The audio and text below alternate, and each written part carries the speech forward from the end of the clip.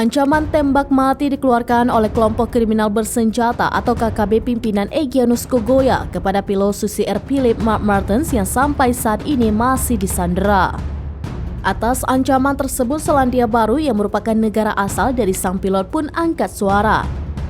Dalam pernyataan itu, juru bicara Kementerian Luar Negeri itu mengatakan pemerintah Selandia Baru mengetahui keberadaan foto dan video yang berisi ancaman KKB Papua tersebut.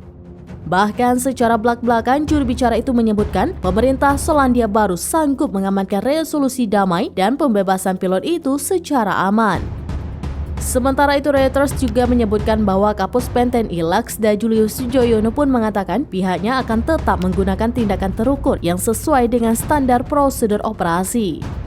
Diberitakan sebelumnya KKB merilis video di mana mereka mengancam akan menembak pilot Susi Air asal Selandia Baru tersebut jika negara tidak mematuhi keinginan mereka untuk membicarakan terkait kemerdekaan Papua dalam waktu 2 bulan.